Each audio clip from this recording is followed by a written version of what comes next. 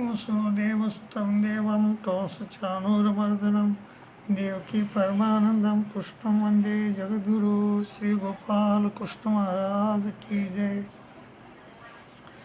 नष्टो मोह स्मृतिर्लब्धा त्वत्प्रसादान मायाच्युत स्थितोस्मी गतसंदेह करिष्ये वचनं तव. नाही बाबा, कौरव आणि पांडव हे दोन भाऊ येतात आणि ह्या दोन्ही भावामध्ये महाभारताचं युद्ध झालं. ते राज्यवैभवावरून झालं.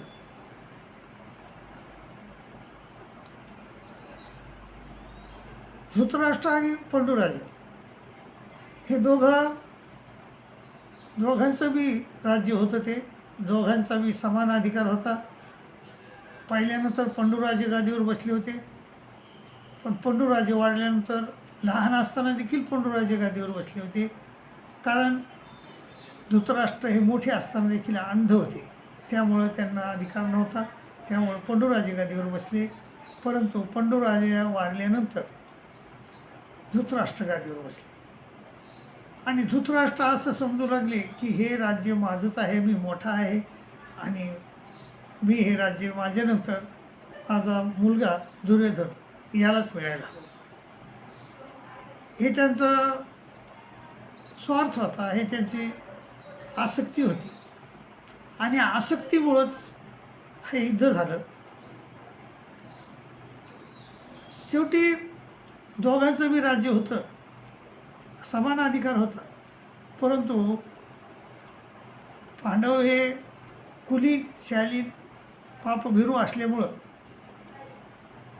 त्यांनी असं पवित्र घेतलं की आम्हाला नको राज्य, परंतु 5 गाव तरी द्या, जेणेकरून आम्ही मग त्याच्यावर राज्य करू आणि आमचा उदरनिर्वाह चालू. पण स्वतः श्रीकृष्ण महाराज म्हणतायत, परंतु तरीही दुर्योधन म्हणायला की सुईच्या टोकाच्या आणीवर बसून एवढी माती पण देणार नाही. हा त्यांचा म्हणजे अहंभाव होता, हे त्याचं दुराग्रह होता आणि त्यामुळं युद्धाची परिस्थिती निर्माण झाली. युद्ध सुरू होणार आणि तिकडून 11 अक्षययोनी कौरवाचं सैन्य, 7 अक्षययोनी पांडवाचं सैन्य उभारलं एकाच्या समोर. आता युद्ध शंख पण वाजले आणि शंख वाजल्यानंतर देखील आता युद्ध सुरू होणार. एवढ्यात अर्जुन श्रीकृष्णाला म्हणला, देवा शेन एवरू भैरमध्ये रथम स्थापय मी चुत याव देता निरीक्षम दुःखामान वस्ती कैर्मया सयोद्धवे मस्मिन रसौदेवे योच्य मानाने वेक्षेहम ये तेत्र समागता धात राष्ट्रस्य दुर्बुद्धे युद्धप्रिय चिकेश्वर. मला दोन्ही सैन्याच्या मधात माझा रथ घेऊन उभा करा आणि मला बघू द्या माझ्यासंग कोण लढाई आले. आणि मग श्रीकृष्ण महाराजांना काय, श्रीकृष्ण महाराज म्हणजे ठीक आहे.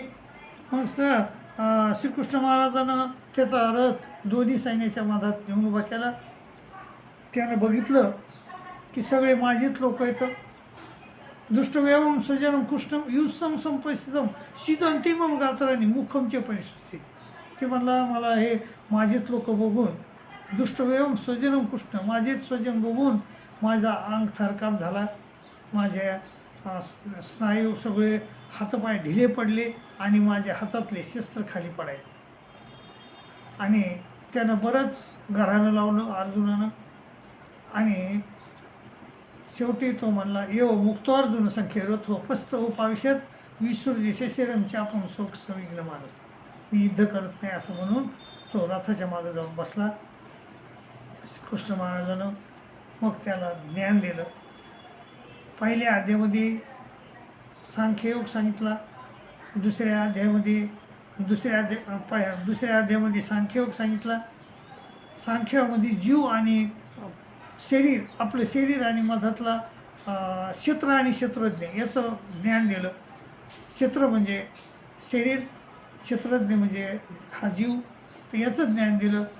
आणि पुन्हा त्याला बुद्धी स्थिर करण्याचा सल्ला दिला.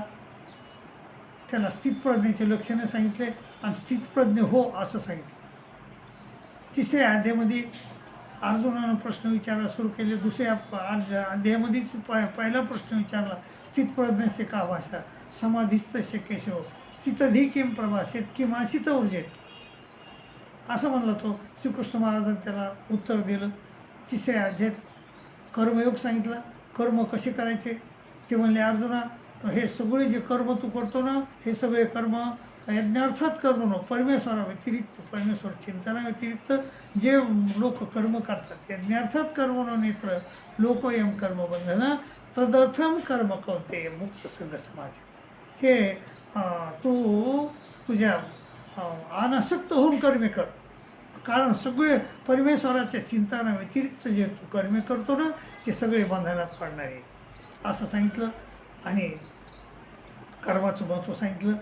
आणि पुन्हा श्रीकृष्ण महाराजाला मग त्याचे प्रश्न सुरू झाले. ते म्हणला, देवा आतकेनं प्रयुक्तोयम पापम चरती, म्हणून पुरुष हा अनिच्छेनं वासने मला देऊन येते, तर माणूस पाप का करतो. श्रीकृष्ण महाराज म्हणजे, अर्जुना काम आहे, क्रोध आहे, रजोगुण समुद्भवा, महाशनो महापापमा विद्येनामी वैन तुम्ही ना व्रेते वन्य यथा दर्शो मलेच येथोल मेनावत गर्भस्तदा ते नेदमाव. ते म्हणले, अर्जुना आपण 3 गुणांना बांधलेले आहोत आणि हे 3 गुण आपल्याला म्हणजे पाप करायला प्रवृत्त करतात. असं त्यांनी कामयश हा काम क्रोध रजोगुणापासून उत्पन्न होतो आणि तो महाशनो आहे, महापापमा आहे आणि आपल्या बुद्धीला झाकून टाकतो असं सांगितलं. आणि त्याला ठार म्हणे, एवं बुद्धे परमबुद्ध्वा संस्थाभ्यात्मान महात्मना जय शत्रू महाभाव कामरूपम दुरास. त्याला ठार मारण्याचा सल्ला दिला. चौथ्या अध्यायामध्ये श्रीकृष्ण महाराजांनी त्याला बरंच ज्ञान दिलं. ज्ञान म्हणजे काय सांगितलं, ज्ञानाचं महत्त्व सांगितलं. 5व्या अध्यायामध्ये कर्मयोग आणि संन्यास कोणता श्रेष्ठ आहे ते सांगितलं. ते म्हणले, संन्यास कर्मयोग निश्रेयस करो भो, पण तयस्तु कर्म संन्यासात कर्मयोग विशेष आहे. 6व्या अध्यायामध्ये श्रीकृष्ण महाराजांनी त्याला स्थितप्रज्ञ व्हायचं म्हणजे योगी व्हायचा सल्ला दिला. ते म्हणले, तपस्वी वेदिक योगी ज्ञानी भेवपी मतोदिक कर्मी भेचाधिक योगी तस्मात योगी भवान. तर असं ज्ञान दिलं मायबाबा. 15व्या अध्यायामध्ये संसाराचं सगळं स्वरूप त्याला समजून सांगितलं. आणि 16व्या अध्यायामध्ये 17व्या अध्यायामध्ये 18व्या अध्यायामध्ये सांगितलं सगळं. परंतु अर्जुन बस म्हणायला तयार नाही आणि मी युद्ध करतो म्हणायला तयार नाही. मग श्रीकृष्ण महाराज म्हणले, अर्जुना इति ते ज्ञानमाख्यातम गुह्यात गुह्यंतर मया इमृष्येत शेषेनं यथेच्छा शेत. तुला काय करायचं तू कर, तुला कसं करायचं तू कर, मी तुला सगळं ज्ञान दिलेलं आहे आता. मग श्रीकृष्ण महाराजाला बघून तो घाबरला आणि मग मात्र म्हणला, देवा नष्टो मोह स्मृतिर्लब्धा त्वत्प्रसादान मायाच्युत स्थितोस्मी गतसंदेह करिष्ये वचनं मुक्तो. आणि मी आता तुम्ही म्हणता त्याप्रमाणे युद्ध करतो. युद्ध नाही, तुम्ही जे म्हणता ते करतो. तर याप्रमाणे मायबाबू गीतेची सांगता झाली आणि अर्जुन हा युद्ध करायला तयार झाला. युद्ध झालं आणि शेवटी श्रीकृष्ण महाराजानं पांडवाला जिंकून दिलं. कौरव हारले, जास्त असताना पण हारले. मायबाबू तुम्ही बी नियमानं नीतीनं चला, तुम्ही बी संसारात जिंकल्याशिवाय राहणार नाहीत. गीतेचं ज्ञान अवगत करा आणि त्याप्रमाणे चालण्याचा प्रयत्न करा आणि आपलं भलं करून घ्या अशी मी तुम्हाला नम्र विनंती करेन आणि इथंच थांबेल. दंडवत प्रणाम, दंडवत.